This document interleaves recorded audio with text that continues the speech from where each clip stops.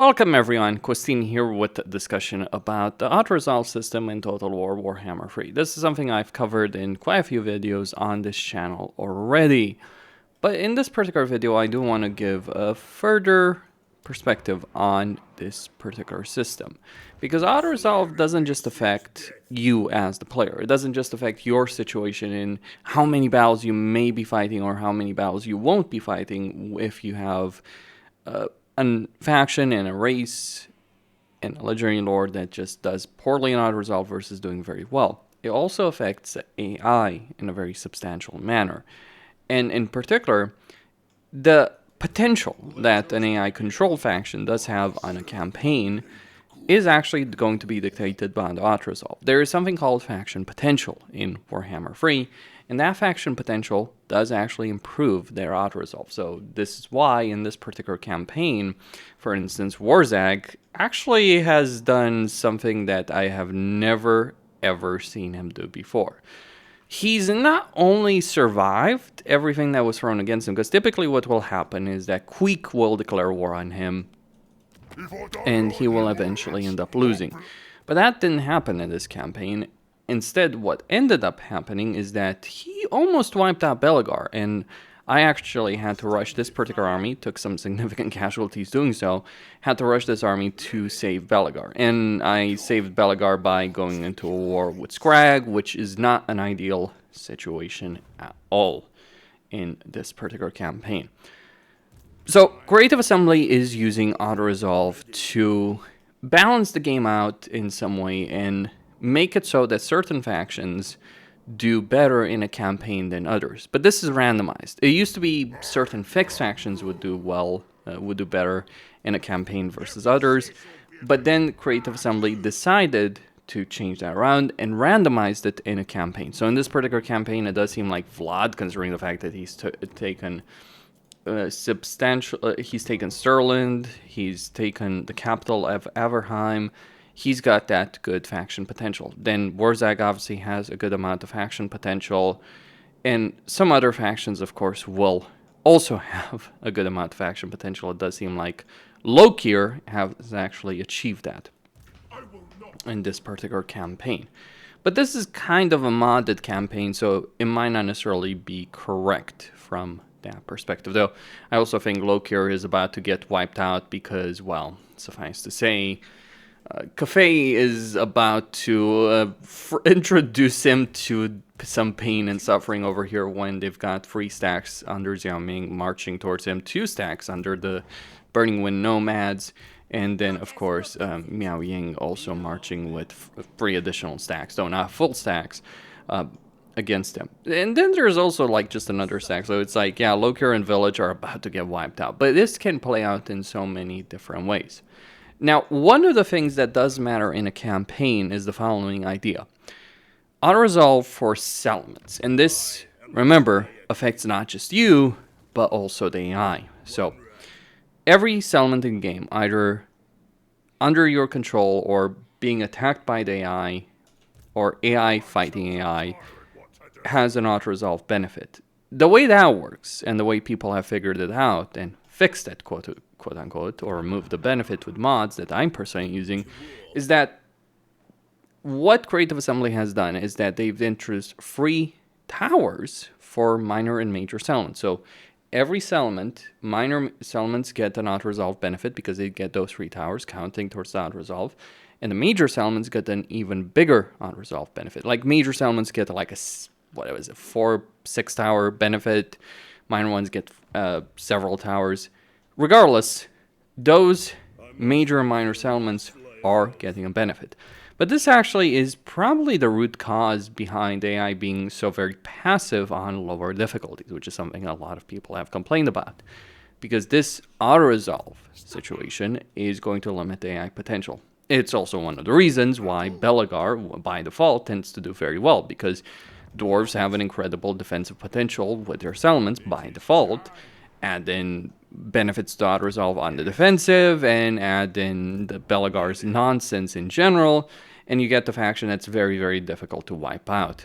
Forgrim is an exception, but Forgrim is just in such a bad campaign situation between the East and the West then it will go very poorly for the AI. The AI just doesn't have the tools needed to deal with that particular situation, that particular dynamic. So this is why, regardless of faction potential, it can be incredibly high. But this is why in certain campaigns you will always see the same kind of result. Like Grimgor will always do well to an extent or another. Unless like Kolic gets a mega buff and then Kolic declares war on Grimgor very early on. But it's like Kolic taking the entirety of the Mountains of Warren is like the norm. The exception is when that doesn't happen, but even then Grimgor is... I've never seen him being wiped out in the short term. In the long term, potentially, but it typically may take Cafe actually invading the Mountains of Morn to wipe him out. So it is kind of like an exception rather than the rule. But a very long campaign, obviously, that happens. Forik doing well in a campaign and wiping out Scarbrand also tends to happen. It's just the Autoresolve benefits that come from Dwarven Army, especially on a higher difficulty, so we're talking Legendary very hard, far away the benefits you might get from faction potential. I've never seen Forik losing to Scarbrand in a war.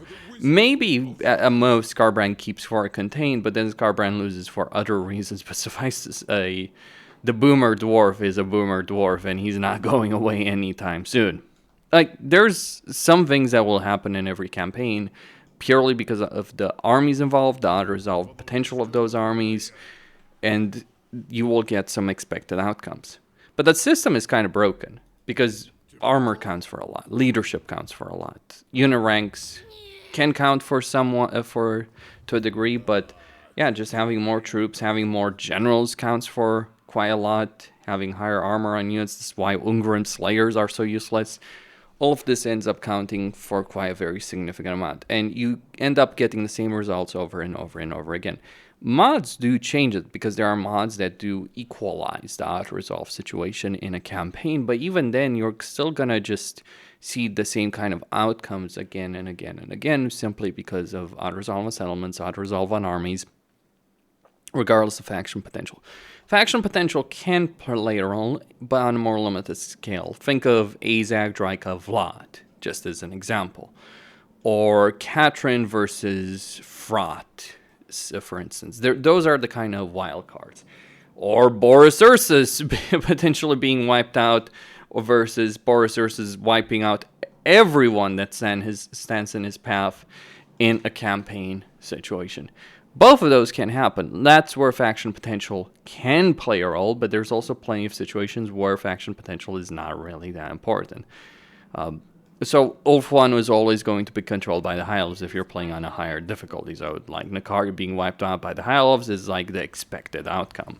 And like Tyrion, Alariel, and Alfarian just gaining control over all of Ulf 1, or the vast majority of it, is again the expected outcome. It is kind of a toss-up between Morathi and Astankia.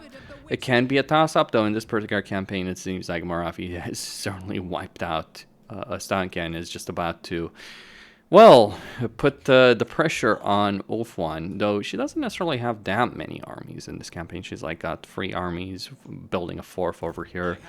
So there's not necessarily as much power as one might believe in this particular campaign. Hellebron tends to do fairly well. Alifanar does control this corner of this campaign map. How things end up in the long term, like Grombrindle, he almost never survives. Very rarely do I see Grombrindle actually winning against Malekith, and generally it's because of Valkia playing a role somewhat. But the vast majority of the times, Malekith does end up gaining control of this territory, and then, well, kind of ending up in a stalemate to some extent or another until some other faction breaks it one way or another. Like Karl Franz having a great deal of survivability in a campaign.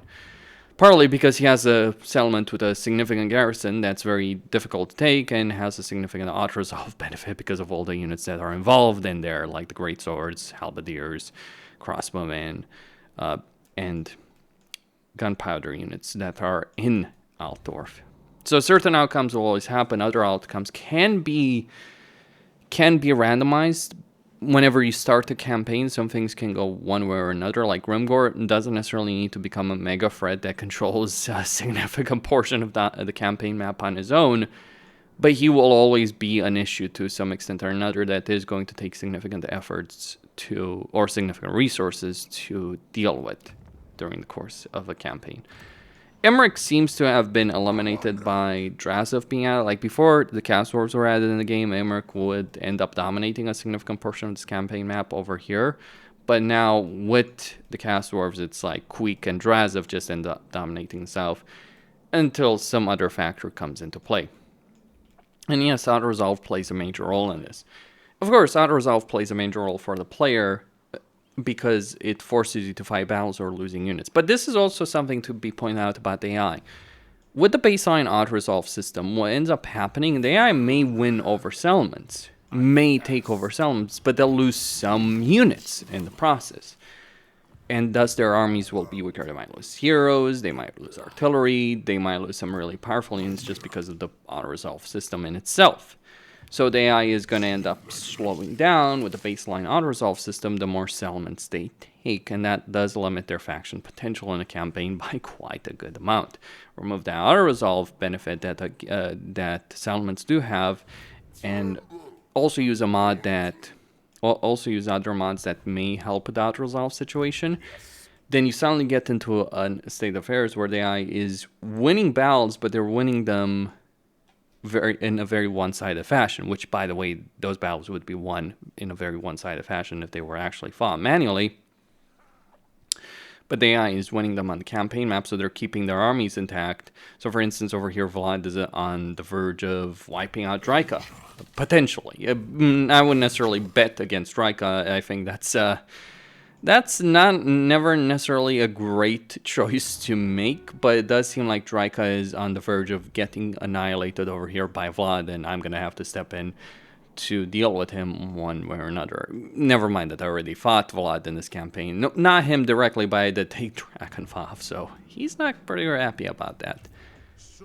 So if you change the Autoresolve system, which I do believe that Creative Assembly should change the system, then you're going to end up getting different results. But would this be in any way a bad thing if Creative Assembly by a baseline level remove the benefit that settlements get inherently? It would certainly change the campaign dynamic to a certain extent, but it will also prevent AI empires from stagnating. It would push AI, it would create bigger and more powerful AI empires within a shorter time frame. It would mean that individual AI factions on any difficulty, let alone the highest ones, the AI factions do become more powerful. And one of the problems we do have in Immortal Empires again and again and again is that we end up in this kind of situation where the AI just doesn't necessarily achieve as much as it should, even though they literally have the resources. But because of the Autoresolve system, they end up being limited to some extent or another. Some things will always happen, some powerful AI factions, but I have to say, just removing the Autoresolve benefit from settlements does create more powerful and more stable AI empires, like as you can see on the campaign map. This is just turn 34, by the way, of a campaign. It is certainly getting closer and closer to the end of the campaign. Just need to get 6 more settlements until I get the short campaign victory condition, and then obviously a lot more for the long campaign victory conditions, but all the same. That's what I want to talk about, like how this system does impact campaigns between AI on AI action. Like with the baseline Autoresolve system, the AI just ends up weaker because of the Autoresolve, not the player. You might think the Autoresolve benefits the AI, but it's not quite the case, really. It just forces you to fight more manual battles. But it's not really a benefit to the player. Surprisingly, it's a detriment to the AI itself, to powerful AI empires, to have such a bad Autoresolve. When I say bad Autoresolve, I'm talking really specifically about the settlement Autoresolve, not necessarily just individual unit Autoresolve. But also individual unit Autoresolve, yeah, that's also a problem. Like low armored units get annihilated en masse. This is why you see the Skaven really struggling to do anything, accomplish anything in a campaign. Why virtually all the major Skaven factions get wiped out almost, certainly with the exception of Skaven Blight, but that's just because Skaven Blight is a really powerful settlement that is difficult for anyone to destroy, either the player or the AI, but like with the exception of like Claw, and to some extent Queek, who has no major opposition, but he does eventually get wiped out. But with the exception of like those two factions, the major AI Skaven factions, or all the Skaven factions, do tend to get wiped out, purely because of poor Autoresolve. Why does Warzak get wiped out in a lot of campaigns? This being a major exception, it's like, well, he has units with very low levels of armor, so the Autoresolve is certainly not favoring him in that perspective. We do need a better system to have a better campaign dynamic across the board. That would be my personal perspective. And just playing a campaign where we eliminate the settlement Autoresolve benefit, sure, it's created a crazy campaign over here where I had to do one thing I never expected I have to do in a Dwarf campaign, which is save Belagar. But like overall, this campaign has certainly been a significant improvement versus the vanilla one, just by removing the benefit that the Autoresolve has in the settlements, and by giving the player multiplier. Like, this is what this mod is doing, is giving a multiplier that's negating the multiplier the AI gets on the very hard battle difficulty, because that's what happens on higher difficulty. You still have faction potential, but whether or not certain factions should just be better because of better Autoresolve, that's a discussion in itself, I'd argue.